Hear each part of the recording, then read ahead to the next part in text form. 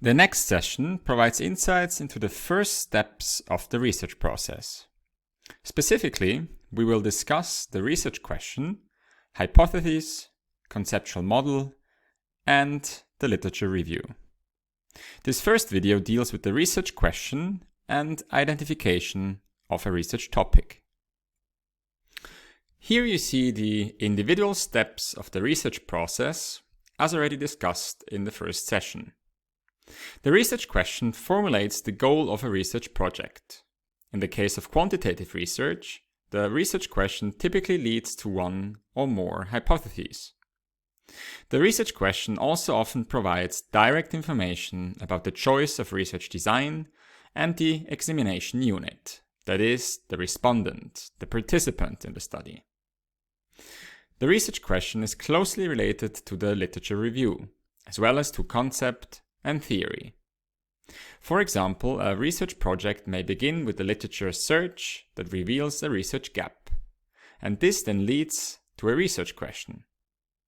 On the other hand, it is also possible to start the project with a concrete research question and then to continue with a literature review, which allows the research question to be further refined. Before a research question can be developed and formulated, the context of the research, that is the research topic, must be determined. When choosing a research topic, it is essential that you are interested in the topic, that you are intrinsically motivated to deal with the topic. It is also important that the topic has a certain relevance to society, which justifies a well-founded and long-term engagement with the topic. It further is an advantage if the topic is current and up to date, and if it has not yet been well studied in too much detail. On the other hand, if there is a lot of research on a topic, it is difficult to find a specific research gap. If, on the other hand, there is hardly any research on a topic, it is difficult to build on earlier research and formulate a research question.